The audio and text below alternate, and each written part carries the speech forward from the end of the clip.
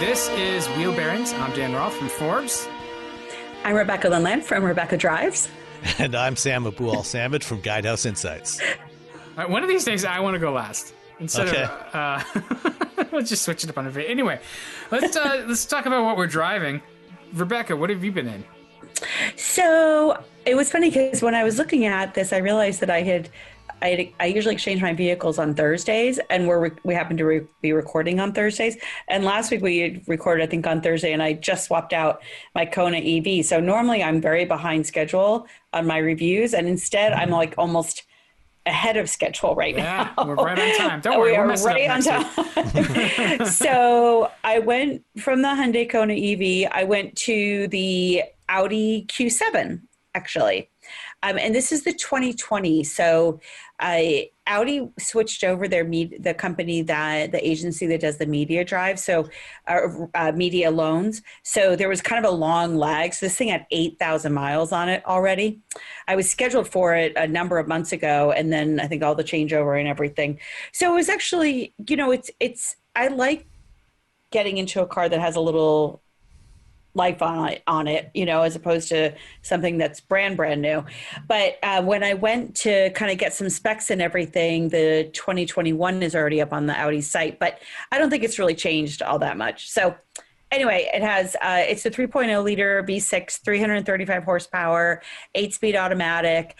And, I had the Q8 a couple of months ago, which I just loved. And while I really liked the Q7, I think it's a great vehicle for a family. It was heavy, if that makes sense. Like, it felt heavy, you mean? It felt heavy. It didn't have a lot of dynamic driving inputs to it. I did put it in dynamic mode, the Audi Select, which is actually really nice and accessible.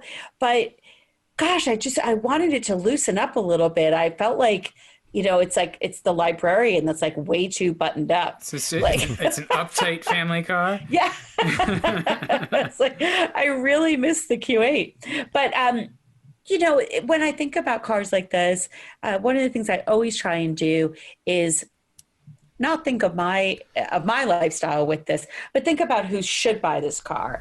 And one of the things that we're seeing a lot of is families moving out of the city, out of New York City, for better or for worse. But a lot of families are moving up to this, Metro New York area, out of the city, and they're actually buying cars for the first time, and or in a long time, certainly. And I think that a car like the Q7 is great for that. It's 7-passenger. There's plenty of room in there. I like the fact that there's, it's packed full with technology and safety, and has a great style to it. So that's kind of where I went in my head when I was thinking about this vehicle, is that it's a car that you can really grow into as a family. And this had the towing package on it, 7,700 pounds of towing that goes with it. So, I think it's a great family car for those people, especially that may be moving out of the city, may not have a car for the first time, or in a long time. Lots of safety features on it, the lane correction. It did often tell me that I needed to drive in the center of my lane, which I don't know if that just Audi's, if you go on the critiquing my driving. Yeah, if you go on the settings, you can change the degree of prompting and coaching that you get. Yes, well, I should have done that. I drove it about 300 miles, but the lane departure was actually kind of cool because you can, especially as we've often talked about, when you're in a new vehicle and you're still trying to learn the buttons, knobs, and switches and everything and where everything is. It's not that it's poorly placed. It's just that we literally have stepped into it and we may not know exactly where everything is. I do like the fact that it has lane centering, or, this one time I was on a 2-lane road, nobody was coming, but it corrected, it gently brought me back into the center of the lane. And I like that, it does it in a way that's not obtrusive and keeps you safer, frankly, because it is easy to get distracted in today's world. So there was things that, I really liked about it. The infotainment system worked really well. I love all the Audi electronics and everything. Nice place for my phone. It was super quiet, which I really, really enjoyed. And it's a great, I thought it was a really, really nice vehicle. The only thing that I didn't love about it was the driving dynamics. I just felt like it was really heavy. And again, I went up and down all the different drive select modes that they have. So this one, it starts at 68,000. The one that I had topped at 86,000. So it's not cheap, but gosh, it's pretty. Well, and it's not. I don't. It's not supposed to be cheap. It's kind of like it drives heavy. It is heavy. Have you guys driven it? Have you had that experience? I have not driven the driven- Q7. No, I've Okay. driven I've driven the e-tron, which is even heavier. Yeah. but actually doesn't really feel quite. It actually feels a little more nimble because the e-tron's actually a little smaller than this. The Q7 is quite large. It is. I was on the launch of the Audi e-tron. And I definitely didn't have that feeling, especially because we got lost in Dubai and I That sounds like a driving. story right there. Right. Lost in Dubai. That's your debut album. I wasn't driving, but my colleague was. But driving. Who was through, it? Tell us. I'm sorry. Who was it? It was Matt Deegan from Kelley Blue Book. Okay. Yes. And he's such a sweetheart. I love Matt. But I actually know I know Dubai fairly well, having lived nearby. And so the e-tron definitely didn't have that feeling. I thought that was a really, really fun car to drive. The other funny thing is that going from the Hyundai Kona EV with that instant torque, I really missed that. It was funny to go. That's interesting, yeah. Right? Like it kind of surprised me because I thought, gosh, the Audi is really heavy. I don't know exactly. I'll try and find out exactly how much it weighs, but 335 horsepower. That's a good amount. I mean, it's certainly not overkill.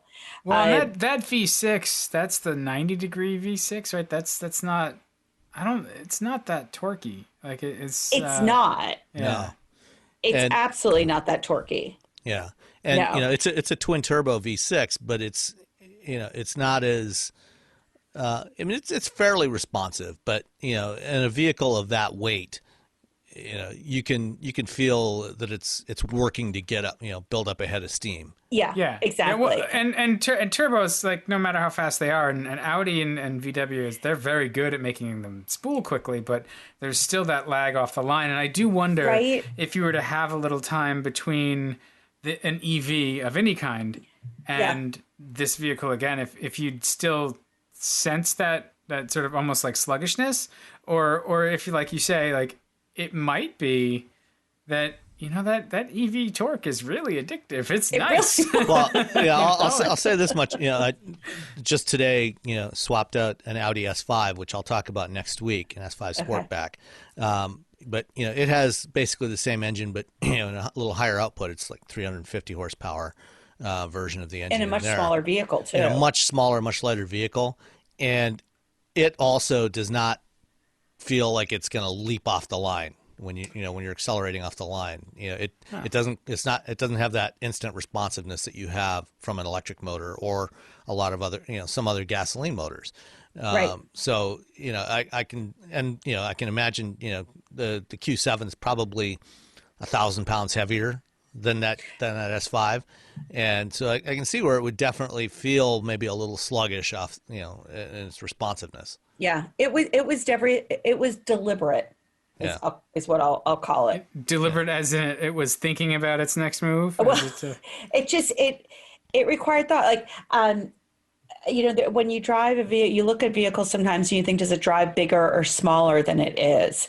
And I was always kind of aware that I was in a large vehicle, not just because it has a high driving position, but it did. It weighed a lot. It weighed a lot. It was a lot to, I enjoyed driving it. And I actually drove it down into New York City yesterday. And so, it's nimble for its size, but it's not just nimble, period. Right. Yeah. Well, that's a good car for Manhattan. It's how does it ride on those streets? It was wonderful. I mean, I did play, again, I played around with some of with the drive mode and put it in comfort, obviously, for all the potholes and everything. Yeah. So, something I'm curious about is the infotainment system. I see it's got the same dual screen setup that's in the e-tron. And does the Q7 also have, the haptic feedback where you have to actually press a little bit and then, it feels like it's clicking like a switch? Yes, it does. Although I don't believe it worked in Android Auto, because there were definitely times when I was like, yeah, the e-tron's the same way. In Android Auto, it's just touch. There's no haptic feedback. Right, there. which I do like the haptic feedback a lot. Okay, I was just curious what you thought of that. To me, it was almost but not quite, a little bit of a throwback to the bad old days of the BlackBerry Storm. And for anybody that's ever used a Storm, I'm sorry. Oh my gosh, I think I had one. It was their first touchscreen phone. It had the clicky screen. Oh, so you don't gosh. like the haptic feedback? Because I think that's one of the things that I miss. I know, I like a haptic feedback. It's like you get a positive response, like you have entered a command. Right. The thing that that the haptic feedback can't replace is being able to operate it without looking. Yeah. Right. Yeah, and I don't mind the haptic feedback. You do have to get used to the fact that you actually do have to press a little bit harder. Yeah. It's not just a tap on the screen like it is on a typical touch screen. You actually have to press a little bit. It requires a bit of pressure for it to respond. But then you get that feedback. And I referenced the Storm, but I mean it's nothing really like the Storm. It's a much more refined feeling, and the screen is not actually physically moving like it did in the Storm. None of those things happen. Yeah. The instrument cluster is cool because you can change it, and it's the 3D, like all that.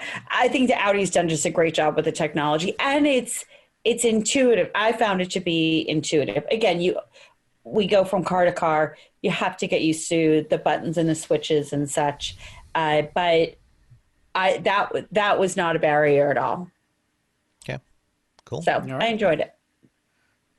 So Sam, you spent some time in the Hyundai Venue? I did. Spent a week with the Hyundai Venue SEL. So unfortunately, not the denim like Rebecca had. Yes, I love that one. But this was a white SEL. So this is. In terms of equipment levels, it's comparable, pretty similar to the denim. So it's the higher end version. There's the SE and the SEL, and the denim are the three trim levels. And I like it. This vehicle is effectively a replacement for the Accent hatchback, which went away with the latest generation of the Accent. It kind of takes the place in the lineup, although it is more expensive than the Accent. The starting price on the SE is like $18,750, which is by today's standards is relatively affordable. It's not cheap. And it's a little bit smaller than the Kona. It lacks some of the features of the Kona, so it's a little bit smaller, cheaper than the Kona, and it's got front wheel drive only. So it's a crossover, but you can't get all wheel drive in it. It's got a beam axle in the rear, like some others, like the Nissan Kicks. Very similar kind of idea where it fits in the lineup. Yeah. The 2021 though is showing that it has snow mode. The Hyundai Venue. That's I mean, and that's is that probably new for 2021? I don't. I know. I was sort of caught. I just pulled it up and I was caught off guard by that. It might be. It might be. It's an optional available on the SCL and denim trim. Snow mode helps the driver to drive more effectively on slippery roads, such as snowing or muddy roads. I feel like that might be new. It could be, because I don't remember seeing that in here anywhere. I know. Yeah. And I mean, that all that would be is probably a different set of calibrations that you engage for the stability control. So it's probably a little more, tightens up the slip threshold, so it intervenes a little sooner to try and keep you from getting into trouble in slippery conditions. So that would definitely be a good thing. But even as it is, just front wheel drive, it's a great daily driver. The seats are comfortable. It's roomy. Even though it's a little bit smaller than the Kona. The back seat. I was able to set the driver's seat where I would normally have it. I got in the back seat. I had some clearance for my knees. And I'm 5'11". My head was not touching the ceiling, so it's comfortable for 4 adults. Three if you in the back if they're fairly slender. But you're not social distancing. Yeah. But certainly for 4 adults it works. You got 19 cubic feet of cargo space behind the seat. So, it's a really good all around daily driver. Not particularly performant, only 121 horsepower, but it's more than adequate. It's plenty of power. It's got plenty of performance because it only weighs 2,700 pounds. Plenty of performance, for accelerating to merge into highway traffic, things like that. Does have a CVT, but Hyundai does a pretty nice job. It doesn't feel too much like a CVT. It's not particularly noisy. It's surprisingly quiet, really, for what it is. Yeah, the plastics are hard in the interior and most of the interior. But they look good, though, don't they? They look good, yeah. Nicely textured. No sharp edges, no flash marks that are visible. So it all looks like it's nicely executed. And the SEL that I had, had the optional sunroof, the package with the sliding armrest, storage box, and the leather wrapped steering wheel and shift knob. Blind spot monitoring with cross traffic alert, which is always a good thing to have, in the premium package. Heated front seats, the LED headlamps and tail lamps, and it had the 8-inch navigation touchscreen. So even in the SE, the base setup, you still get an 8-inch screen, 8-inch touchscreen, and Hyundai, always does really good screens. They're very high quality screens, very legible, good contrast, and they don't get washed out in sunlight, and they're visible with sunglasses on. So, this one had the optional navigation, but you can always forgo that, and came to $23,405 including delivery charge. So, I think a really good value. Wait, how much was it? $23,400 including delivery. That's cheap. Yeah. It starts at 19.8. Yeah.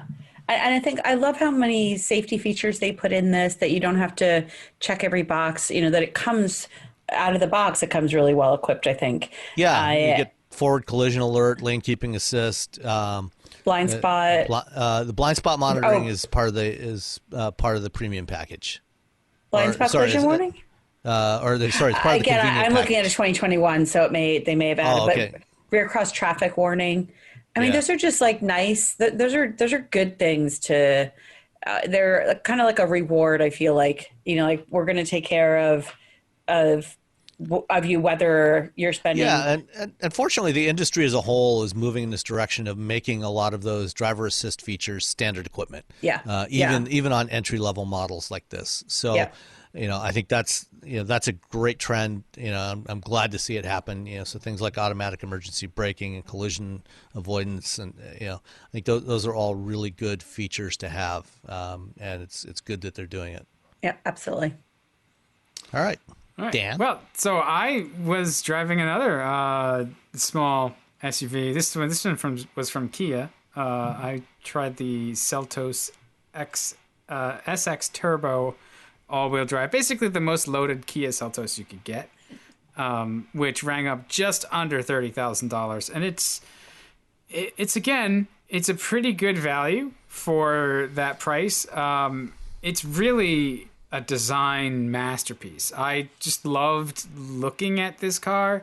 It outside and in, there's just clever details everywhere. The metal around the grille has this pattern that is stamped into it, but it sort of fades as it gets to areas where it has to curve and stuff around like the lights and the grill opening and stuff. So it's just really nicely detailed, and that extends into the interior, the shapes of the dashboard and the controls and everything all look very premium, and like with the Venue, the plastics and stuff, the materials look good. Some of them are hard, but they're pleasing to the eye, and I think that's important. It looks premium. It looks like $1 million.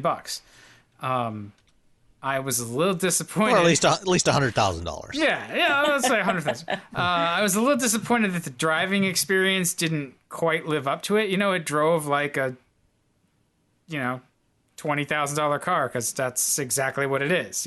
Which is fine. It's honest in its driving experience, but it's a little loud on the road.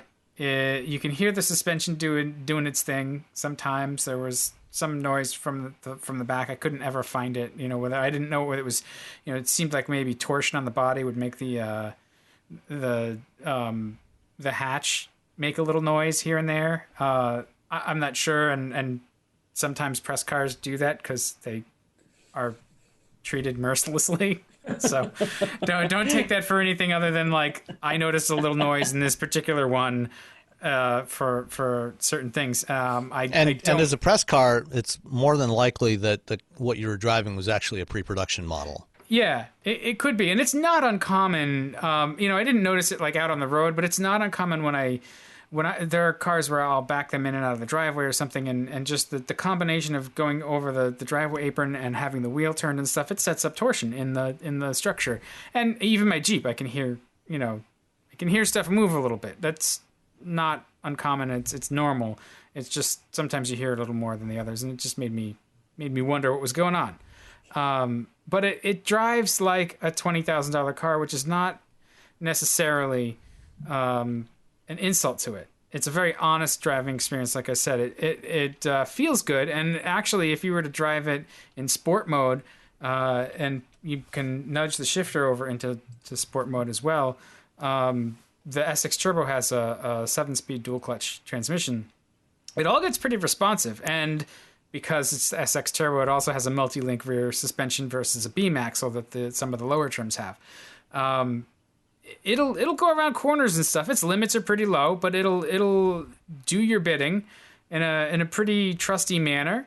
So it feels like it was tuned well, which is not the case for Kia models sort of going back, right? They would have everything there on paper, and then you'd try to drive it and make use of that capability, and it would just dynamically fall apart. So they've made progress there. It's really pleasant to drive. I liked it quite a bit, other than the road noise. I found it to be kind of loud, but the turbo engine has 175 horsepower, 195 pound-feet of torque from a 1.6 liter. So we've driven this engine in a bunch of other stuff before. It's good. It's smooth. It sounds good. It works really well with the transmission. I would have liked to try it with the CVT, but I think that would have limited me to the 2-liter that you get in trims like the S and the whatever. I think LX and maybe the EX. I forget where the turbo comes in. It's optional pretty largely across the board too. So the ride. Front wheel drive? I'm sorry. Was yours front wheel drive or all wheel drive? Because they do offer all wheel drive in this one. Okay. It was all wheel drive. Okay. And it was good. It has all the ADAS, which is pretty unobtrusive. The lane centering isn't great. The steering gets a little notchy, and I thought it was pretty funny when I was driving it on some back roads. Did you ever get that indicator that lights up at the car's like, hey, you should stop for a while? Yeah. That never happens. Yeah. No. I don't know what you mean. Yeah. 15 minutes into my driving. Yeah. It was like, you must be tired. Take a break. So I got that a few times, which is totally my fault. And I love that it's there. It just cracks me up when it comes up. It's like, I am more awake right now, Buster. But it has adaptive cruise, it has lane centering, blind spot monitoring, the forward collision alert. All of it's that's a pretty good suite of stuff for a vehicle that rings up under $30,000. It's roomy. The back seat is pretty good. When I set my front seat where I wanted it, I felt like there was quite a bit of space to sit behind myself. So it's a really good vehicle for its segment. It has a lot of competition, and it's going to attract people who like the style. But I think that even the RAV4 or the CRV are probably a little quieter, and that might sway some people, because I feel like that's what lets it down, is just the driving experience that's a little stiff-kneed, a little less plush than you might think looking at it, versus and that road noise versus something that's a little softer and a little quieter, that just by that very nature can feel a little bit more luxurious or just sort of well put together. But overall, like, Hyundai and Kia, they're just killing it. I loved looking at the car. I loved sort of just all the details that they put in it, and that really, for me, like I would find myself like rinsing the coffee cup, just staring out the window at it, like, oh, that's a really interesting detail. So, it's a good looking little vehicle. Yeah, and we're in this place, right, where, okay, cars are kind of, sedans and coupes and whatever, they're kind of going away, but that doesn't mean that you can't have vehicles that are enjoyable. And then, I really enjoyed the restraint and the maturity of the design. There's not a lot of gingerbread on it, so I think that's great. And it got 26.5 miles per gallon, which isn't terrible.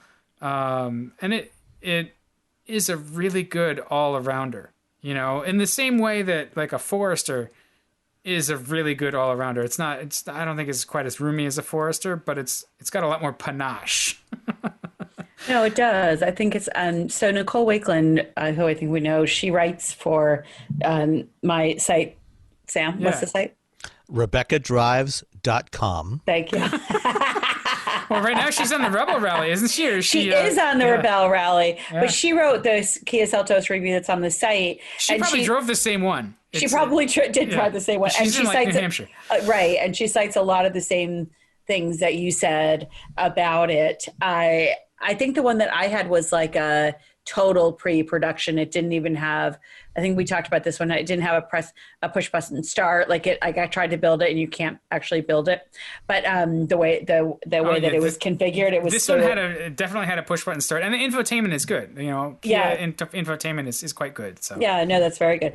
But no, she cites a lot of the same things. But the one thing that struck me is while you were speaking is that the top trim actually tops out at $32,000, which seems really, really high. I mean, it starts at 23, but you can 23 with destination, right? What's destination? Because it's destination has to be almost $1,000. Yeah, it's over $1,000. Yeah, but you can certainly tart this thing up. Yeah, you can tart this baby up to 32,000. So right. But no, she said a lot of the same things that you did. It's nice and roomy. And she had the 1.6 liter. So yeah, it's probably the same. Yeah. Did she give you pictures? No, she didn't. Unfortunately, I guarantee you it's the same car. But I did miss paddle shifters. It doesn't have paddle shifters. It has a manual mode that's decently responsive, but it also shifts. It won't bounce off the rev limiter at red line, so it'll shift for you, which is fine. It's not slushy about it, but right. It's just interesting to see where they've made the compromises, and I think they've made the right ones overall. That's really what I sort of walked away with, was saying, there's compromises that they clearly made to bring this vehicle in. I didn't find it terribly expensive at $30K. Like, it didn't have a sunroof, which you may be able to add and drive the price up a little bit more, but it was very well equipped. Yeah. And you could definitely, in the lower trims, get all of the value, or the value goes up, because you're not really going to miss a lot of the stuff that the SX Turbo had, and you'll save some cash. Yeah. It's going to be just about as friendly, even with the beam axle, which is in the lower trims, and the less powerful engine. I don't really think you give up a lot. The powerful engine is nice, but it's not that powerful. So, right. Well, as you say, it doesn't weigh a ton. So the 2.0 liter 4-cylinder and versus the 1.6 liter turbo, it's a different experience, right? Yeah. Yeah, and I think the 1.6 is, it's a little smaller displacement wise. It might be a little smoother. It is a smooth engine. It doesn't sound bad when you you let it run out to redline or anything. So it's not one of those 4-cylinders that just lets you know it's unhappy. Yeah. Like the Honda 4-cylinder now does not sound good. This one sounds good. So yeah, it's a solid vehicle. It's funny because I stepped into a Rogue, a brand new Rogue this week. I've only had it a couple of days, but my first impression was like, damn, it's quiet in here. Oh, you got the new 21 Rogue? I love this size of vehicle, though. I think it's perfect for somebody that wants a small SUV, doesn't want the larger versions of these. I love that there's so much choice in this space. Yeah, and it's really easy to get in and out of because it's a little bit higher off the ground. The higher trim, it's got the LED lights that are very good. So it's one of those things. It's like, it's another winner. There's things to criticize about it, but there's things to criticize about everything else in the segment too. So, and we really have to pick a lot of nits, to find those things in most cases on many of these vehicles. Yeah, no, for sure. It would be nice for sort of the full boat to have stuff like shift paddles, have a sunroof, but again, it's like where they save the money, and they probably made the right choices to save the money and bring it in for a price that is a little bit more palatable. So. Well, one thing that's interesting to notice, especially this past week, is we're getting, these smaller and smaller slices of the market, so in the compact crossover market, you've got the small compact, so there's the subcompact stuff like the Venue and the Kona, and then there's the small end of the compact market, which is where you find things like the Mazda CX-30 and the Seltos. And then, the upper end of that segment, where you get into the CRV and RAV4 and Escape and that. And, just this week, there was another new entry in this small compact with the VW Taos. Yes. And we can talk about that a little more next week. But the Taos, is in that same size class. It's actually just slightly bigger. It's like 175 inches long versus 173 for the Seltos, or 172 and 173 for the CX-30. But it's interesting how they're getting these smaller and smaller niches that they're filling. And having the pricing go along with that size. As you go up in size, the price, you're getting a little more premium, little pricier. And so like the Taos fits right in this same segment, in terms of size and pricing. Yeah, no, that's a great call for sure. Yeah. Well, and it's not like it's a fully new vehicle. They've gotten very good at taking platforms and making them slightly bigger, slightly smaller. Look at BMW. BMW's trying to fill all the white space. Yeah. It's like, it's going to backfire for worse. Yeah. Well, VW is a perfect example. They've got their MQB architecture, which is really more of a toolkit, a bin of parts that they can mix and match in all kinds of different ways. And they use MQB for everything from the Polo, which is their subcompact hatchback that they sell in Europe, all the way up to the Atlas. And everything in between is all based off MQB. That's crazy. Yeah. So that's impressive. Yeah. So we had a pretty good run of cars this week. Yeah.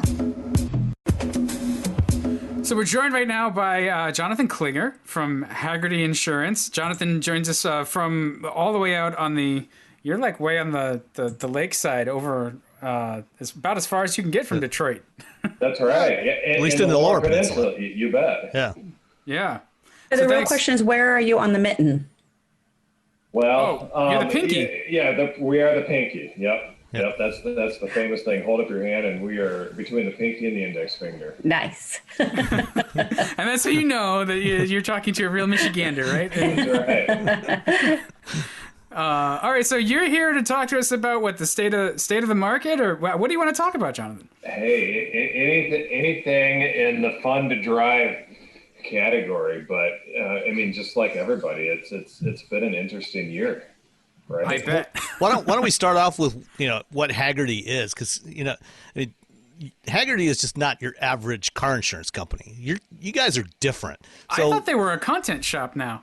Well, there's that too. I mean, so Jonathan, why don't you tell us about Hagerty first? Let's set the stage with that, and then we can dive into some of the other stuff. Yeah, and I'll take a couple of minutes to just give a brief synopsis of the history, because I think that I find that fascinating. So Frank Hagerty moved to Traverse City, and in 1956, he, as a young person, opened a State Farm insurance agency. So he was like your local insurance agent.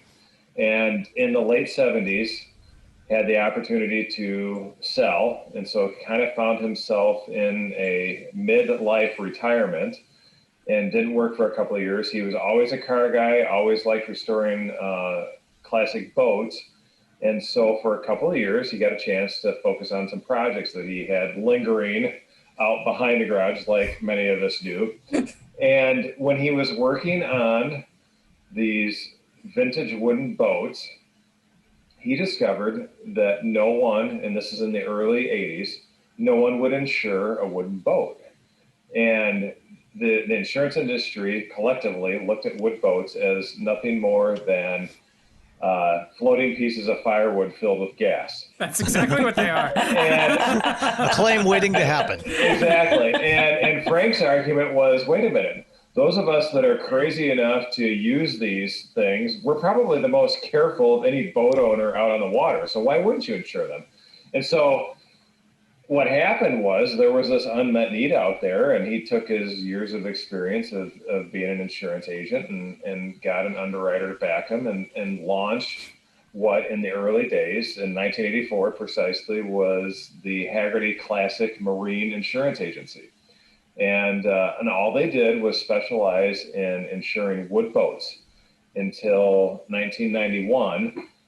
As they were slowly growing, there was many owners of classic wooden boats that also had classic cars.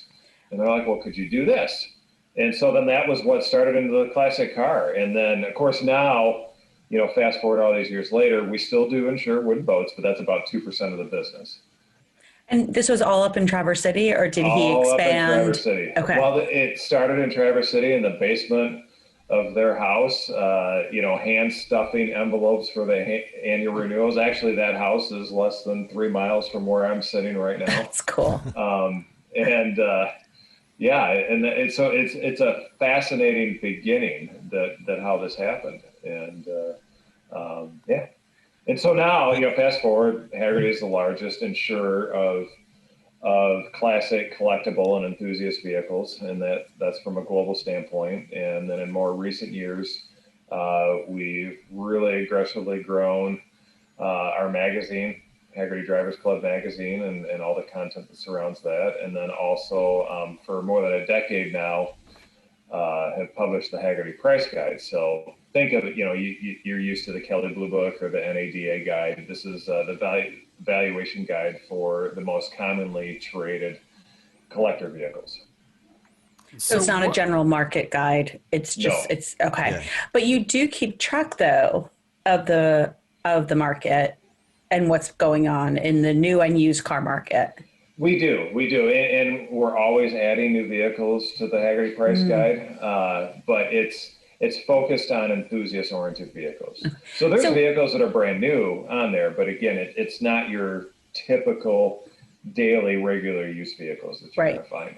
So what do you think has been the biggest change, during COVID in terms of classic cars and in terms of collectibles? And has the market gone up or down or stagnant? Just tell us. I'm really curious about that. Well, the market has been fascinating. So the biggest change is, and this probably won't surprise any of us, is people are driving more.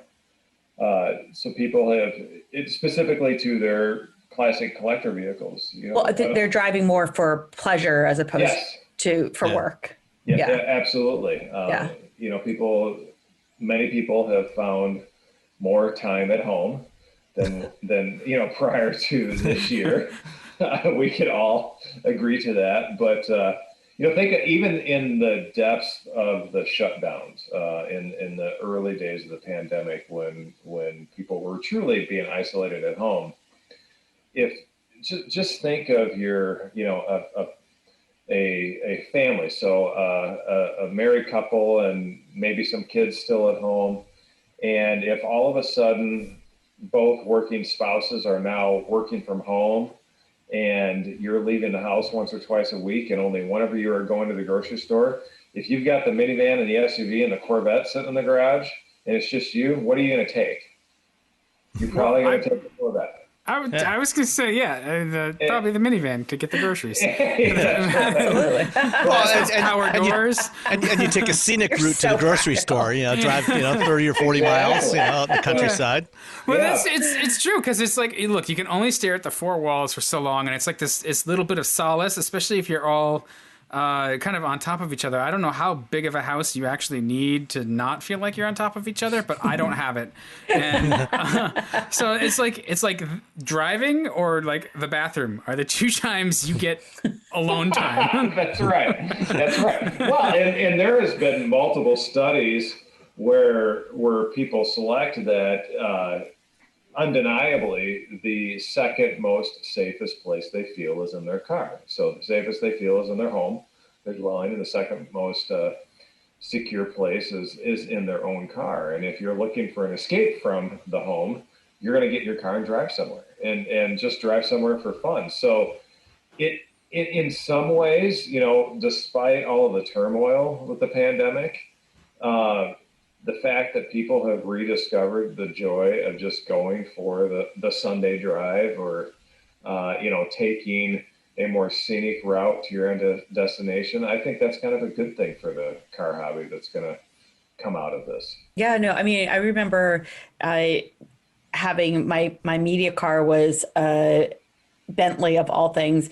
And there was no traffic, and we could go across the Tappan Zee Bridge at 5:00 in the afternoon. I mean, it was amazing to not have any constraints on leaving your house. When you left your house, you didn't have to factor in Waze anymore and computer, the commute, and I loved it. I mean, I'm thankful that people are coming back to work, but gosh, that was fun. Yeah, you're absolutely right. Something, and we could dedicate an entire episode just to what I'm about to say, but this is a trend that's been happening for the past 5 years or a little more, but is continuing to accelerate. Is, to your point, you had a Bentley as a press car. Modern brand new cars are just continue to get better and better. I mean, yes, there's little nuances that we can pick at, but they continue to get better and better. And just before you started recording, we were debating, the hypothetical, would you rather have a GT350 or GT500 in your garage? They're both amazing cars, especially for what they cost, the performance to the dollar. So what we have been watching and witnessing for several years now on the enthusiast side is there's an awful lot of long time collectors. So people would have the vehicles you would expect to see in their garages, a muscle car from the 60s and 70s, some great European sports car. Throughout their life, these cars have multiplied as they kind of get to, post-retirement years. 2, 3, 4 of those cars are being sold, and they're buying 1 or 2 really cool modern performance cars because they're just so good. Yeah. They're good, and they have a warranty, and they have working air conditioning and all of that. And the disclaimer I'll put out there, I'm not disparaging old cars at all. I mean, I'm a huge diehard fan of old cars. The oldest I currently own is a 1930. Wow. But modern cars are really, really darn good from an enthusiast standpoint. Yeah, they are. When back last December, when Ford was doing the media drive for the GT500 out in Las Vegas, you were out there. You'd brought out the '67 GT500 from the Hagerty collection, and we went for a drive in that. I'd been driving the new GT500 earlier that morning, and then we went out for a short little drive in the '67, and it's as good as the '67 was in its time. Compared to any modern car, it was totally. I mean, the brakes and the steering were terrible. It wasn't anywhere near as fast. And if you hit anything, you're likely to die. But well, and the FV's not exactly a rever either, right? Like the Oh no, and it's heavy too. Yeah. Heavy up front.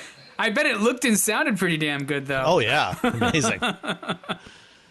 But I still like driving old cars. It's not, from a purely objective standpoint, yeah, they're not anywhere near as good as a modern car, but from a subjective standpoint and the visceral experience of driving a car like that, it's something totally different. Well, even when we were in your Miata, how we talked about this before, you sit like the belt line is so much lower that I remember when we first got on the highway, and I was like, wow, I feel like I'm halfway out of the car. But it just added to the whole experience of being in that classic, sports car kind of feel. And as opposed to like the Lexus LC500, which is a gorgeous, gorgeous convertible, but, you're sitting even lower or even, the new Miata, I mean, which is, again, fabulous, but you sit lower in it. And so you don't have that same sort of feeling of really being exposed, for better or for worse. But no, the original Miata is just such a classic still. You're absolutely right. You not only do you sit lower, but the body, the belt line, it's higher. Right. And it's all and mostly driven by the superior crash test ratings that modern vehicles have, but it has shrunk the greenhouse of what you have in today's cars, and pillars are so much thicker, and that's why you have all these blind spot warning indicators. But yeah, you even get into a vehicle from the late 90s and early 2000s compared to new cars, and you're like, wow, this is like a glass dome. Yeah. Look at all this Like my elbow is not at my ear when I put my arm on the door. So I have a question. And so first, do you guys do RV insurance? We do not yet. Okay. Yes, as far vintage RVing, that is something that we have looked in, and it is something that will come in the future. Because again, vintage RV, and that's a growing trend. Right. Especially now, like I found it really interesting to watch, and like everybody had this collective urge all at once. We were all just like, I want a damn RV for the summer. I mean, but to his earlier point, like that's right. We're all trapped at home. Yeah, and you can't, like, everything is closed, so you got to stay here in Massachusetts. Like we couldn't go to Maine; they were closed unless we had tests and stuff like that. So you wind up going, well, okay, I've got to quarantine somewhere. So you kind of want to just go somewhere else and still, not necessarily take vacation, but work from home. So everybody bought RVs this summer. And that's right. Everybody was sold out. And then the idea of the vintage RV was like, well, they're cool. They're really quaint on the inside. You can restore them. And they especially if it's something like an Airstream, they still hold their value. So it's just, I see it as a rising trend, and it just sort of took off this year. Mm-hmm. Yeah. Yeah, well, and there's one of the groups, anyways, that has a pretty significant national footprint are the Tin Can Tourists. Yeah.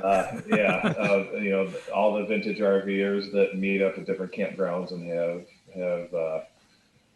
well, I would say cruises. I don't know if that's the proper term.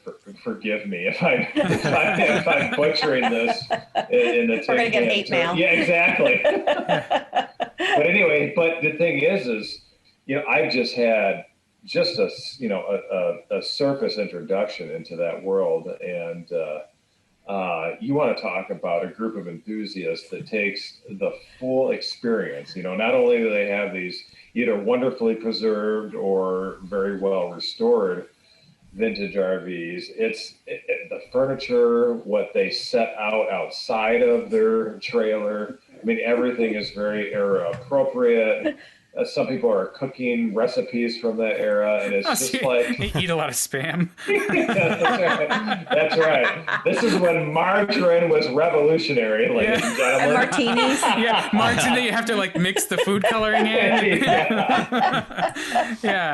And the GM RVs too. The GMCs with the Toronado powertrain. Yeah, the front drive ones. Yes, that is one I would want. Yeah, so there's a lot of cool stuff. Yeah. A neighbor down the street who moved away last fall actually bought or had one of those GMC motorhomes that they got a couple of years ago. It was in their driveway for a while. And I mean, those things are, from the time I was a kid, I always thought those were the coolest looking RVs. And at one point, I actually had a Hot Wheels one of those. Yeah, I have the Matchbox. I repainted it once when I was a kid. Yeah. Yeah, they were really ahead of their time. Oh, yeah. Yeah, no. And, they're not gigantic. It's not a 45-foot motor coach with a steerable tag axle. And,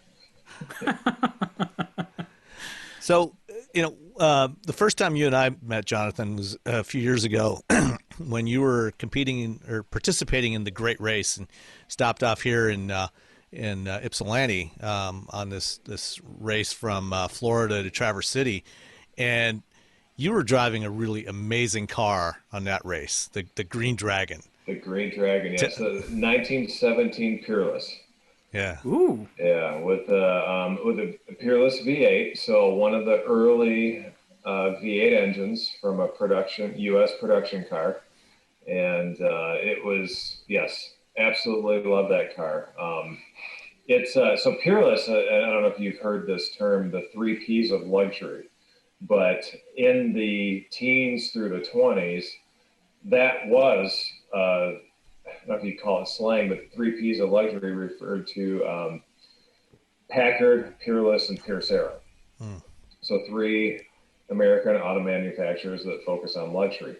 Peerless, where they absolutely excelled was in the mechanics. They put an awful lot of effort into that V8 engine that came out in 1916, shortly after Cadillac's V8 engine. So it was a very well balanced, smooth running, reliable V8, and the cars drove very well.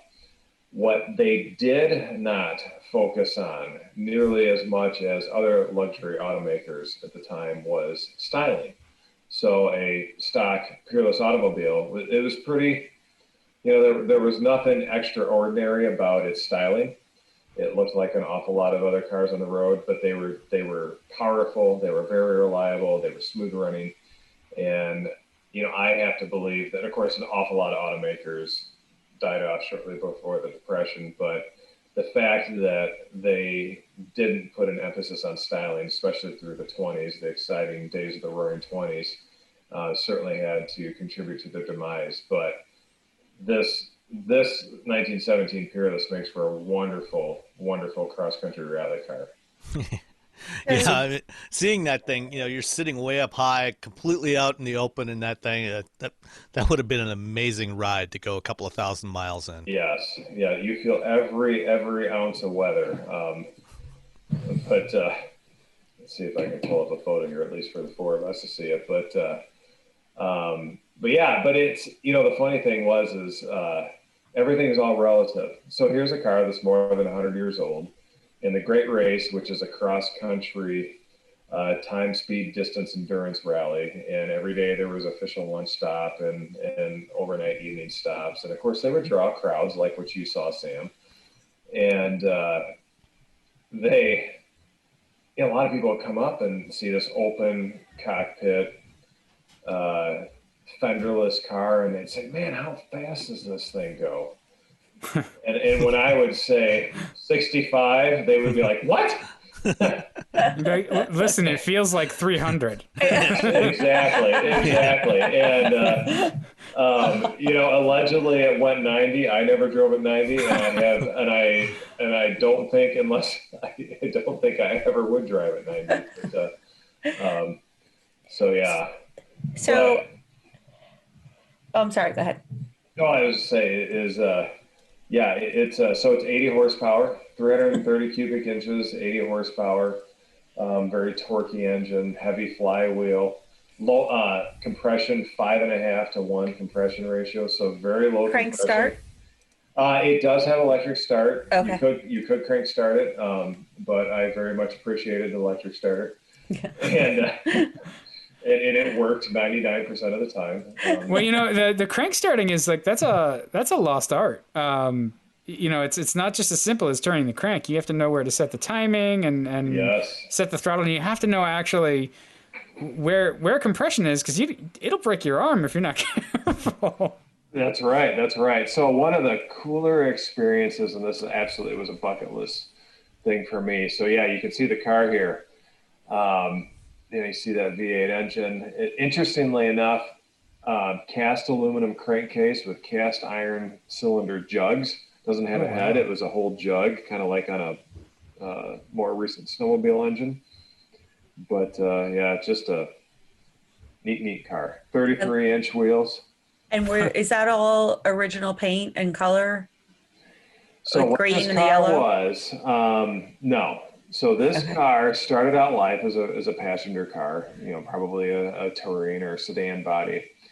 And at some point in the 20s, it was converted into a board track racer, not driven by anybody famous that we know of or in any sort of famous race. It would be like any one of us, modifying our late model Miata and doing some amateur racing. This was that equivalent in the 20s. And in the 30s, it was tucked away into a barn, and then it sat in the barn until the late 80s. And the previous owner of this car, John Hollinsworth, great car collector down in Hot Springs Village, Arkansas, he found it. He liked doing these cross-country road rallies. And the racing body that was on it when he found it, which was really, really crude to begin with, it was too far gone. So that's a rebody. That's a rebody in the 90s. And it was customized to be a little bit more convenient for driving cross country, a little bit more storage space. Of course, it's all relatively speaking. It still has hardly any storage space, but it has more than it would have. But mechanically, that engine, the transmission, the chassis, that's all from 1917, and it was rebuilt. That's cool. Wow. Yeah. I love the leather straps too, keeping it all together. Yeah, keeping it on. So you're talking about crank starting. I had and this for me, loving early cars and early automotive history. I participated in the London and Brighton Veteran Car Run in England last November. And if you're not familiar with that event, it is the longest running motoring racing event. The newest the car can be is 1904. Oh my gosh! The newest the vehicle that you can enter is 1904. And there was three of us that piloted a 1903 Knox, Knox. It was an American car built in Massachusetts, and it has a single cylinder engine. And so yes, that was talk about crank starting and knowing exactly where compression is, but you certainly is a sense of accomplishment if you do everything right and it lights off on the first crank. Was that a three-wheeler or was that a four-wheeler? It was a four-wheeler, but it's still, this is the nickname horseless carriage. It exists for a reason because it looks like the horse just simply ran away. But this buggy literally looks like a carriage. Yeah. No, I mean the old stuff is cool. I remember the old marine ratchet engines that they didn't have a reverse gear. You just spin it the other way. That's right. If you got good at it, you could bounce it off compression backwards. So if you wanted to go forward, just bounce the flywheel, and it would, they're neat toys. And so the old stuff is really, really fascinating. It's an experience in itself. Yeah. Tell us a little bit about your year driving the Ford Model A as your daily driver. Yeah, so it's hard to that's believe. A modern car. It's got a roof and everything. A heater. A windshield wiper, yeah. One wiper, yeah. One wiper, yeah. I call it a swiper. Yeah, so it's hard to believe that 10 years ago this month is when I started doing that. So from October of 2010 till October of 2011, I parked my modern vehicles, and the only car that I drove daily for straight 365 days was a 1930 Ford Model A, two-door sedan. And it was just before I turned 30, actually the day that I ended this 365 days was on my 30th birthday. Which was October what? October 5th. Oh, interesting. Yeah. Well, my birthday's October 13th. Well, there you go. There Yes. you go. Some fellow Libras here. Fellow Libras. Yeah. And, yeah, and so kind of the whole reason for that was just to kind of prove that old cars can be driven, they are reliable, and really, if you think back 10 years ago, there was just this exponential growth in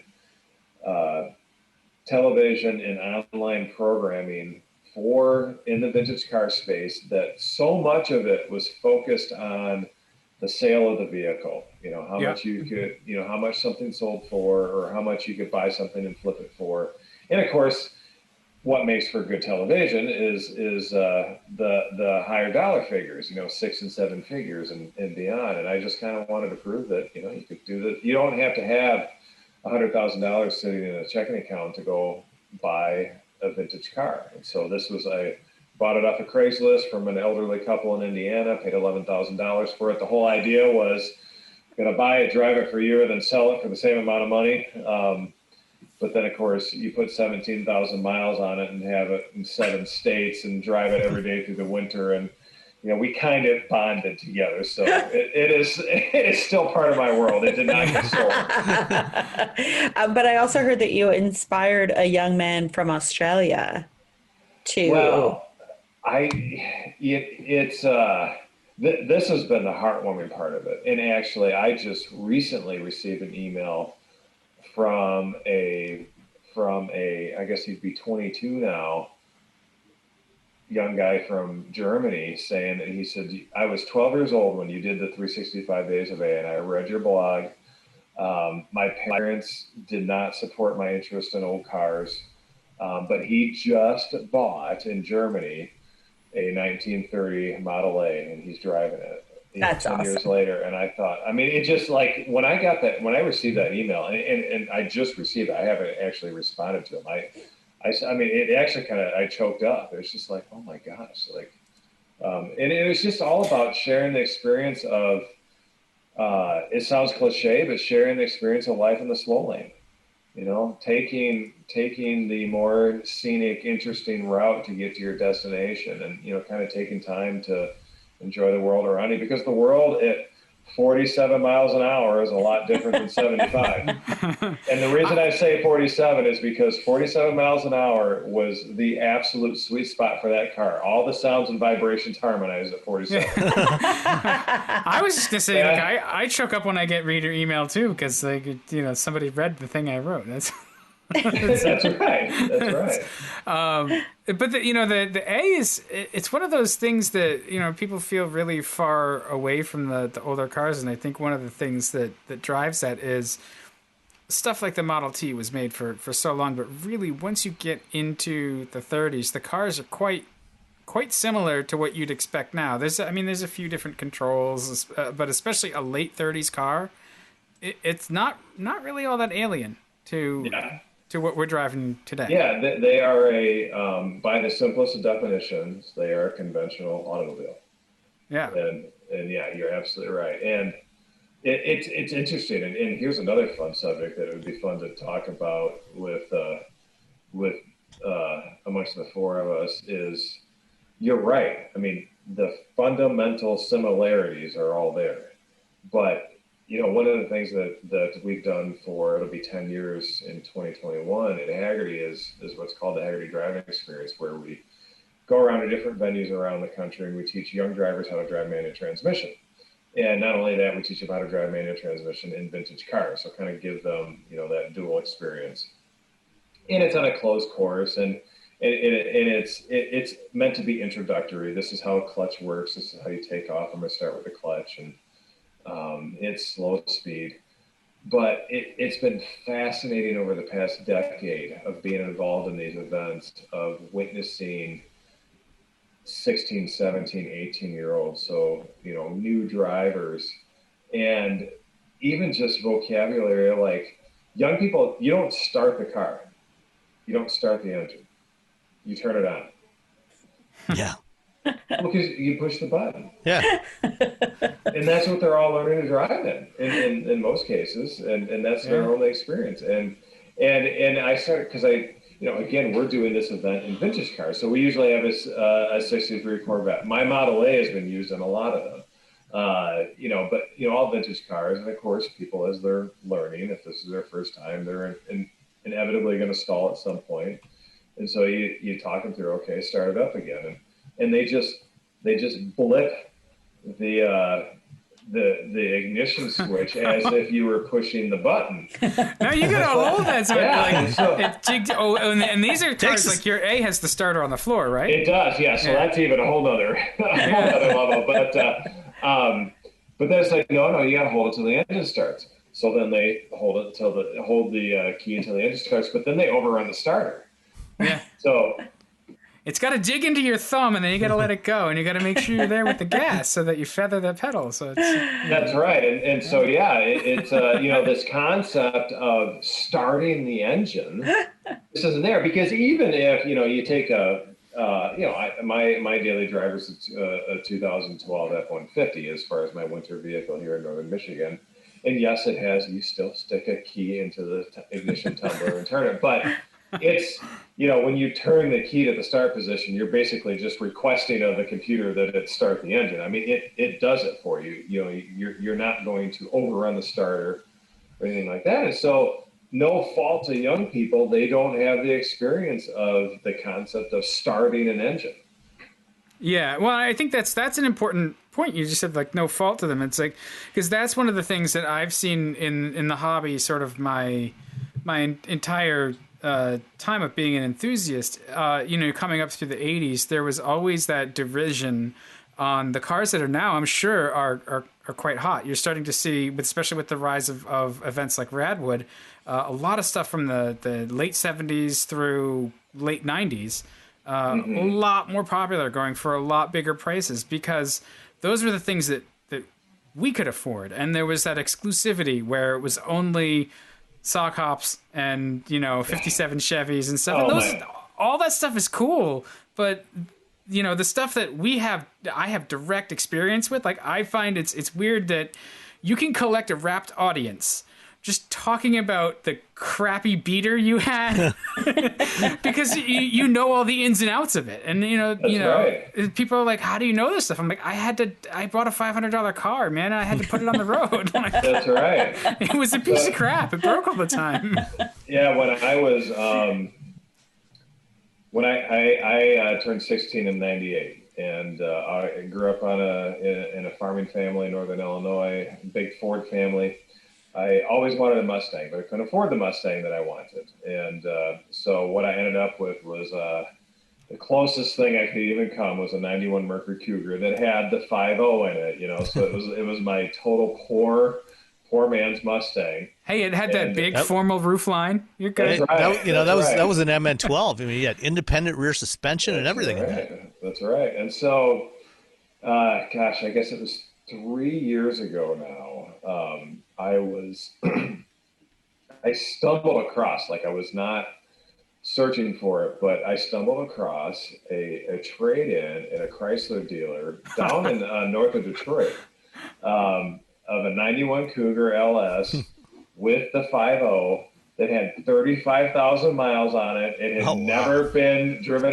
Practically new. Yeah, someone bought this, and I'll tell the story.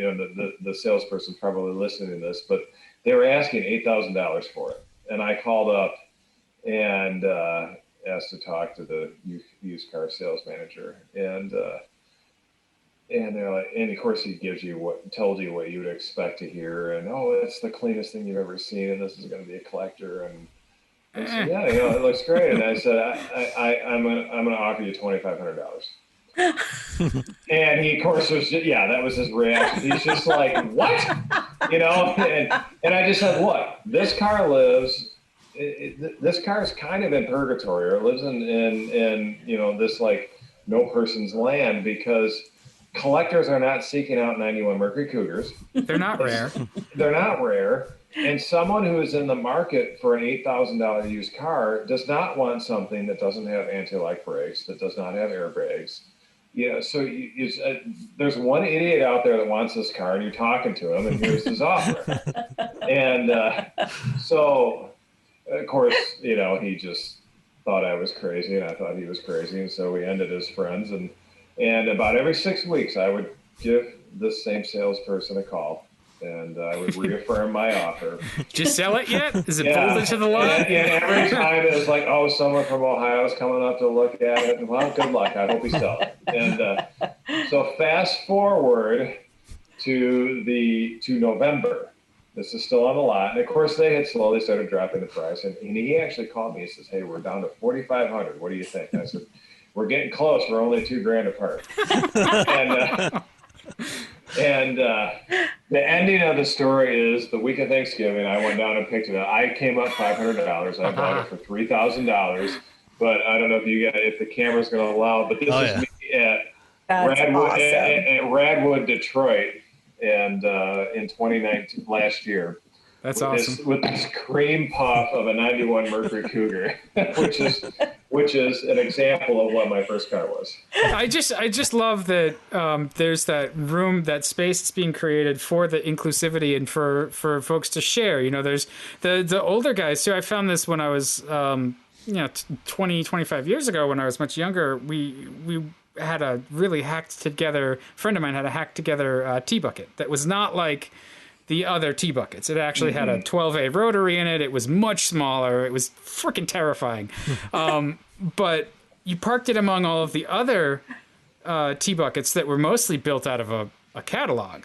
And the old guys would look at it and they say, well, what's that? And so, I'm explaining like, we needed headlights because we were going to drive it around here at night and it didn't have any headlights. So I had to put a relay in. And so I'm just, explaining all this stuff. And, so then they got to sharing. And so that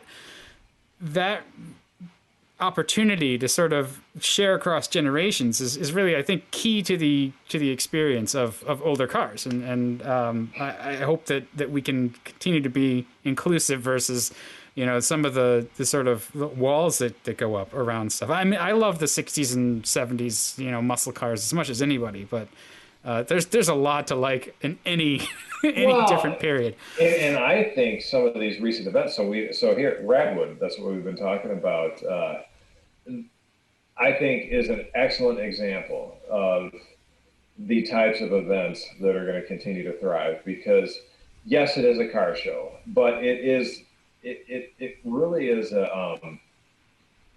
a cultural thing. It's a cultural thing. And it's like, Shelley and I, when we drove the Cougar from Traverse City down to Detroit for that Radwood event, we like really got into it as far as what our outfit was going to be. Oh, and, yes, we totally dressed up. And by the way, I never dressed to that extreme in the 90s. In the right. Yes, you did. Oh, yeah. The big Z Cavarici shoulder pads. Yeah, I get it. I went like full. Remember when it was like, it was like just obnoxious brand labels. Yep. So I went Jordache jeans. I went full Tommy Hilfiger. I had a pair of Tommy Hilfiger cut off overalls or bib overalls. So of course, with the one strap. Yeah, one strap down. And, oh my gosh. And a button down long sleeve Tommy Hilfiger shirt with way too many logos on it. And Tommy socks, Tommy shoes. I mean, the only thing I didn't have was I did not have the pager in the side pocket. Right. And Shelley was dressed similarly. But it was just fun, And this is this is a for-profit event, that the organizers that have created it and running it, it's their business, and they've been successful at it. And, because so long for all of us growing up, the idea of a car show was you went to some local park on a Saturday afternoon. It was there was the crying doll leaning against the bumper of a 57 Chevy. Chantilly Lace was playing in the background. It was just like this playbook of what a car show was. And all the signs say don't touch. Yeah, exactly. Don't touch. All the car owners would sit in a lawn chair and next to their car all day. They'd have their lookbook of here's how horrible it was when I started, and here it is now, and the mirrors underneath. And and that's fine for someone who really truly enjoys that aspect of it. But to me, I love like the Radwood events. Yes, the cars are a lot of fun. It was fun driving to the event, but there's just a lighthearted casualness mixed with a sense of humor, and again, it was more of this cultural thing. Well, it's less about how much the car is worth and more about the memories associated with it. Exactly. Yeah, there were a lot of scruffy cars at Radwood, and that's not a pejorative. Like, I like the scruffy cars, because the stories are so much better. Well, and that's right? that's what we drove. I never. The nicest cars we drove, but I mean, I graduated high school in '95, so the nicest stuff I got to drive was my parents' cars, and they were no fun. It was a Tempo. But now, if I saw one, I'd be like, "Oh my god, a '93 Tempo GLS! I haven't seen one of these in years." Yeah. Oh, we had a Tempo in my family. Yeah. We had a Oldsmobile. I want to say it was in the 70s. I think it was. I'm trying to remember exactly when my dad bought it, and it was mint green with a white top and white leather interior. That sounds like a late 70s Supreme, right? That's right. Colonnade, Supreme, an Omega. Well, I guess that was 80s. And no, I think it was in the 70s. I remember crying when he bought that car. Like physically, actually crying. I don't think it had anything to do with the fact that I was really tired. But I remember crying in the backseat. And then, don't you know that was like my car in, when I turned 16, that I then had to drive to high school, with the really cool Wilton lacrosse team players that my brother was on, all watching David's little sister arrive in my mint green awful Oldsmobile. We had a green 73 Dodge Dart Sport. Oh. But at least it was sport. Well, there was nothing sporty. In 1973, when they were trying to figure out what to do, they had to throw things like sport on the name. Now, to be fair, I know it sounded like I was making fun of the 50s style car show, but for a long time, the people taking the cars to the car show, they were living somewhat of the similar experience as what we are experiencing going to Radwood. It was just, the people who did remember the vehicles from the 50s and the 57 Chevys and all of that. It's just that for so long, that seemed to define what a car show was. And it is neat to see that, yes, those are still existing and they serve an important purpose, but there are more opportunities and more experiences for people that like different types of cars. Well, I think, too, it comes back to the fact that, like, they were meant to be driven, and it's a shame to see them parked on the lawn. I like to see them out and about. That's what makes vintage racing so cool. You get to see these things getting used, like 100%. And, I mean, from your perspective, like, look, put insurance policy on it. It's just a car. Like, That's go right. enjoy it. Exactly. They're meant to be driven. Cars are happiest when they're driven. Yes, once in a while, unfortunate things happen, but that's okay. That's why the insurance side of Hagerty exists, but we'd rather see them all be driven. Well, and one of the interesting things about Hagerty that I learned from you is about, sometimes when unfortunate things happen to those cars, they end up in Hagerty's possession, like that 61 Fury, and then they get restored. I mean, tell us about that. Wait. Are you just like harvesting cars? No, it would be easy to think that, but it'd be a shame if something happened to it. That's right. Yeah, that's right. This one has serial number 1. No. What Sam is referring to is. We have, this has been going on for close to a decade now, what we call an employee restoration program. So there's always at least one restoration taking place at our garage in Traverse City, as well as we've got an office with about 300 employees in Golden, Colorado, and there's a garage there as well. That any employee, if they want to during their working day, can sign up and go take part in this restoration.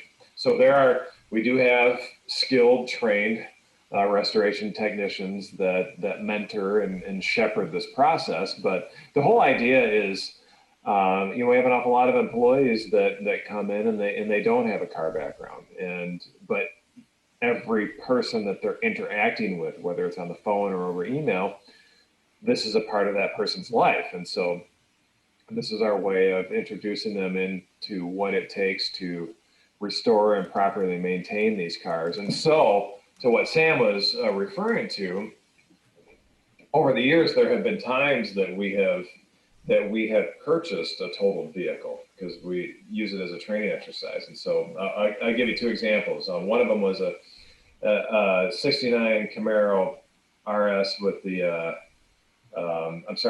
SS with the 396 in it. It was 4-speed, it's a beautiful car, orange with a black vinyl top. And it's kind of a sad story. The owner was taking it out for its first drive in the springtime, and it's got that gauge cluster in front of the shifter in the center console. Yeah. There's 4 gauges down there, and he was staring at the gauges to make sure everything was okay, and was in a pretty significant accident, ran into the back of something else. Fortunately, this person was okay, but it totaled the car. What totals a vehicle is, it's from an insurance standpoint, and this is true across the board, is the cost it is to repair it relative to the vehicle's value.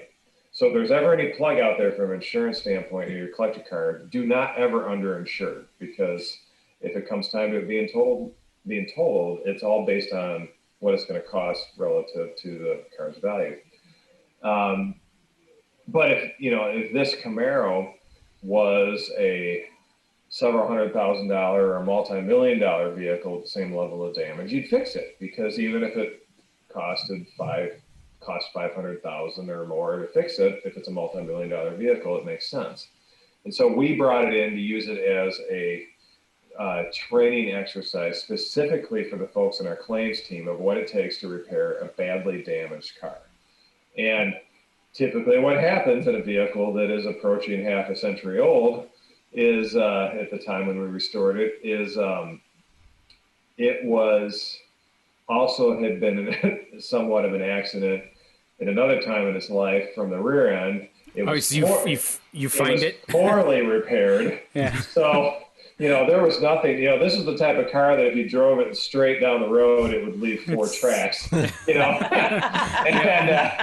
so we had to fix it. But those are real world situations that people in the collector car space face. And so that's a good learning exercise for us. And so the theory that Sam referenced, this is a sad story from the other extreme. It was a wonderfully restored car, someone's pride and joy.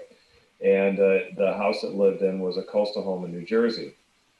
And Superstorm Sandy, or Hurricane Sandy, which is 5-6 years ago now, or more, it was more flooded than that, up.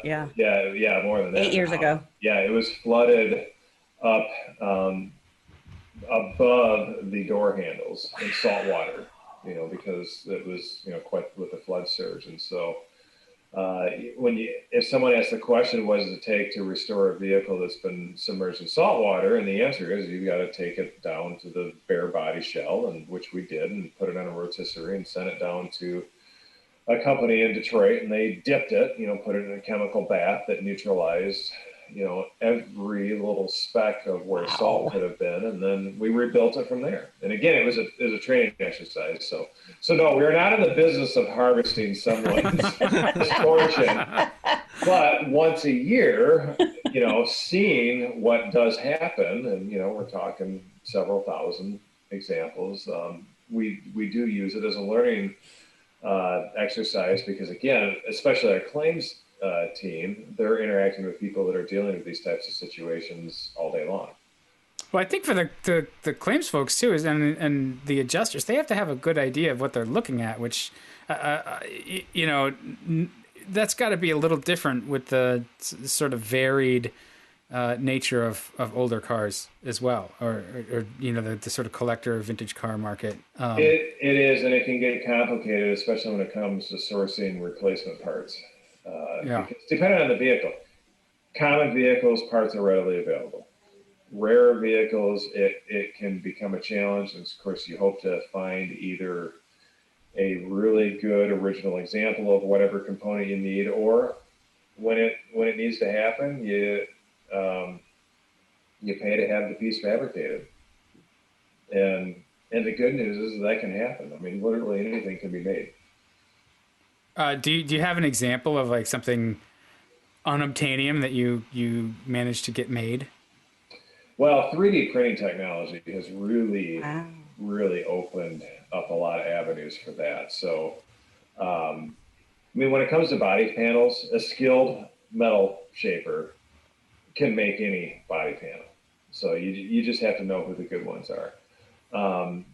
But, 10 years ago, before 3D printing really started to become more prevalent like it is now, what became difficult was various trim pieces, especially if it was interior components, Bakelite or early plastics.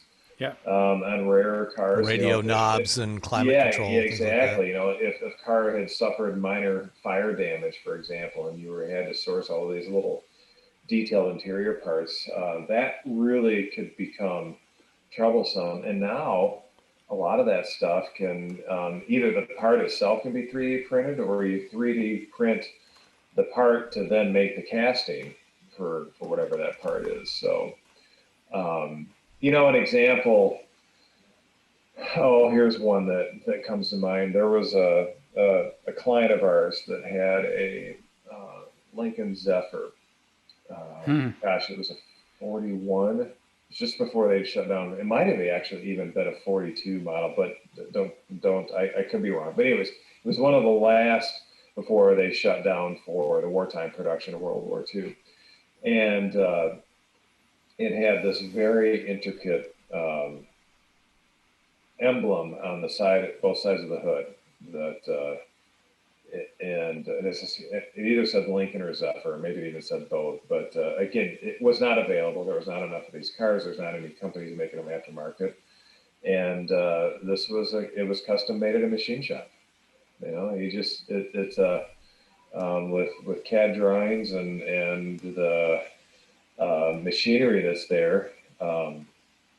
It's opened up a lot of areas that even a decade ago were more challenging. Now, what's going to be interesting, if we look out 25, 30, 40 years from now, looking at today's cars with how sophisticated they are from a technology standpoint, is not so much the hardware, but the software programming that it takes to run today's cars. If someone doesn't keep it or doesn't release that programming, that'll become a challenge. Yeah, no, you're absolutely right. It's like, who knows COBOL, right? Yeah. When they had to update, right? When they had to update. Well, think about all the government systems when everyone started to apply for unemployment. Yeah. Those systems were so outdated. They were literally pulling in people from retirement that knew COBOL. COBOL and Fortran. All that stuff. Or Fortran, right. McLaren's a great example. The F1, they only built 106 of those. Wow. And, it had electronic engine controls. It was a relatively early example of that and had some pretty sophisticated electronics for the time. Yes. And, McLaren has to keep a stock of old, 1990s era compact laptops on hand just so they can run the software to interface with this thing when the cars have to come in for service. I didn't know if they had to also keep the programmers, old decrepit programmers as well. That's right. But it really is, and I don't know, and maybe there are people out there that are thinking long term, but I'm not aware of it yet. But at some point, people are going to be seeking out different software programming and especially if it was for a more mass-produced vehicle. I mean, these automakers spent millions of dollars developing. So for a person to recreate on their own, that'll be a challenge. You're right, because it's circuit boards and then understanding. I mean, it's both the hardware and the software, right? It's recreating the hardware where it's needed and then reprogramming the software. And you're absolutely right. That's just something that you don't have to do in a 1990s kind of car or anything else. like that. Yes. I'm sorry if you can hear my cat. She loves well, it. I'm used to that. If you look in the background, you can see a little gray. Oh, yeah. Yeah, so she usually comes, if I'm on a Zoom call about 3:30, 4 o'clock in the afternoon, she usually comes in to yell at me. So yes, exactly. So, another area that Hagerty's expanded into, in the last decade is content production. The automotive journalism business has been a tough one over the last several years, and a lot of great writers have lost their jobs, at some of the old Buff books, and a lot of them have ended up working for Hagerty. Talk about that. Yeah, it's so what is now the Hagerty Drivers Club magazine, and the subscription, as far as the number of people who receive each issue in their mailbox, about 650,000, and then of course we've got the digital side of it. But this started. Well, I've been at Hagerty for 13 years, and so a little bit before that. So about 15 years ago, it literally was a quarterly newsletter that went out to people who paid for it. It wasn't just insurance clients, but people who had what at the time was called Hagerty Plus, which was essentially a roadside assistance program in addition to the Hagerty to their insurance policy. And that newsletter grew into for a while what was a quarterly magazine, and we've increased the number of issues a year, and also other publications. We produce what's called the Hagerty Insider, and that's all very focused on the market side of the industry. And what has been an awful lot of it's been fun, it's been educational for us, but what is different about the model, how we have grown this, is so those 650,000 people that receive that magazine, each issue at their home, we know exactly what is in their garage. And we know exactly, I mean, there's no generalized readership surveys. There's no, like that. It's just, so that is what has been unique about Hagerty's content efforts within the automotive space. And it's just, and we're going to continue to grow it. We see a lot of opportunity there. But that being said, we recognize it's been a challenging time for the larger media industry, and we don't want to be the only ones. We think it's healthy and vibrant for multiple publications to still exist. Well, I think really the best way for other publications to exist is you just got to help them. You got to tell us where the money is so we can go get it. So we can pay the writers. No, but it is cool to see how Hagerty, especially in the last few years, it seems, has really evolved and almost modernized and stayed so relevant. I mean, I feel like, in the last just even 3 years, really 4 years, that you guys have really expanded into all the right places, into places that people need advice, need insights, need guidance, and it's been really exciting to see, because it's a name that I think a lot of us have always known in the industry, but it was also, if I don't have a classic car, I don't need Hagerty services. But now it seems like really there's so much more that you guys do. How many people actually work for Hagerty? Because you threw out that 300 person number in Golden. Was that part of RPM, or is that separate? No, so globally, we're just shy of 1,500 employees. Wow. So, I did not realize it was that large. Yeah, about 900 in Michigan, between Traverse City and Ann Arbor. We have an office of about 300 employees in Golden, Colorado. We have a relatively new office in Dublin, Ohio, and an office in north of Toronto, an office north of London in the UK, and then a small team in Germany. And that's kind of, 1,500 people. And then there's a handful of people in home-based offices throughout North America. Right. In specific territories. And of course, now we find ourselves in this current state where everyone's kind of proved to the world that you can work remotely. So that footprint's probably going to change. Won't just be limited to where we have actual physical real estate. But to your point earlier, Rebecca, is when I first joined the company, it was a very conscious decision that was on the table, because Hagerty's business, it's got its start in insurance, being this niche insurance industry, filling a need that wasn't there at the time, and the company was at the point where there was kind of this decision: do you explore other avenues in the insurance space? Mm-hmm. So get into daily transportation vehicles, get into homeowners, get into other areas, or in the decision, and I'm very thankful for it, was no, we're going to stay intensely focused in the enthusiast space. And every decision is going to be focused around helping people get the most enjoyment out of cars that they choose to want to have fun with. And so, it was that type of mindset that lended itself to what is now the Hagerty Price Guide, or the Hagerty Valuation Tools Online, to grow the magazine, to do a lot of the other stuff that Hagerty's done. It's all been around the enthusiast space, and let, there's many companies that are focused in the standard insurance market, and they're good at what they do. That's not our interest. Right. That's so cool. I love that. Yeah. So no, it's been, for a car nut like me, I went to school to restore cars, and that's my hobby. Is I love tinkering in the garage in the evenings and weekends, but yeah, this is it's been a great company to be with. That's awesome. Yeah. All right, well, I have one or two more questions though.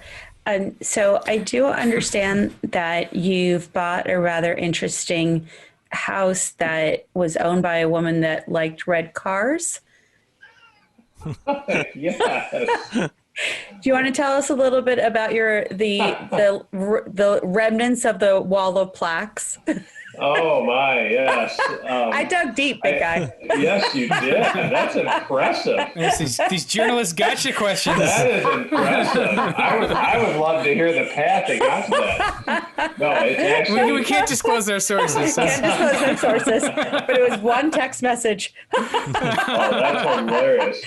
Yeah, so no, this will explain some of the problems that run around my head. So it'll be 2 years in November. Purchased a house that I moved into, and the house was built in '91. But what motivated this purchase was it has a pole barn, and a 30 by 40 pole barn, which at the time I thought, oh, this will be perfect. It's all I'll ever need. I'll never fill that up. Let's fill it up. Well, I tell you what, I wish it was bigger. Goes into it, but we're building another one. Yeah, but of course, when I was touring, the house was very well cared for, but it was outdated. It was as it was built in '91, and I like to tell people, picture your grandmother building a house in '91, and that's what it looks like. And but when I was in the basement taking a tour, there's just a small part of the basement is somewhat finished with drywall, and I have never seen more nails in a wall and nail holes. And I'm like, what in the world did they have down here? But whatever, didn't think anything of it. Well, I didn't find out until well after the fact that purchased the house and spent 6 months doing cosmetic remodeling, all stuff just to get a pole barn that's too small now. But I ended up meeting the son of the elderly couple that I had purchased it from, and he's a car guy. But yeah, it was his mother more so than his father. They had 12 red Fords. Oh my God. At once or like in succession? No, all at once. All at once. And all of the nails and the nail holes in that room in the basement every weekend in the summer months, they were going to some type of car show, some type of cruising or whatever. And, they were in it for the trophies and the plaques. And, wow. And so that's what all those nails were. It was every plaque, every trophy, for all of those 12 cars. And I have since been to So the son, he purchased the majority of the vehicles from his parents, and so this collection of red Fords still exists, and it's an interesting variety. I mean, it's a first generation Mustang, a handful of Thunderbirds, a Galaxy, to a '95 Thunderbird Super Coupe. Supercharged, whatever year the Mach 1 Mustang was in the early 2000s, 03, 04, something like 03. that. Yeah, so all red, but anyways, he and his parents are still alive. They're quite elderly in assisted living, but he, as a tribute to them, he organized all of those plaques and all of those trophies and hung them in his storage building. And I saw, and I'm like, wow, I didn't know there's this many plaques could exist. Right. That's awesome. Yeah, that's cool. No. So, anyways, so this place has a legacy of fun old cars. That's awesome. Well, mine are not all the same color though. I can tell you that. Well, thank you for sharing that. Yeah. Absolutely. Yeah, no, this is fun. Fun. Thank you so much for joining us tonight, Jonathan. This has been great. Absolutely. No, I'd love to come back. There's all sorts of fun topics the four of us could talk about. Absolutely. Excellent. We'll definitely have you back. All right, that would be great. Good. All right, we'll see you all next time. Hopefully we'll see you in person here at some point soon. Yeah, right. Hopefully. Well, so that about does it for episode 166 of Wheel Bearings. You know where to find us, so keep the feedback coming, and we'll see everybody next time. Bye.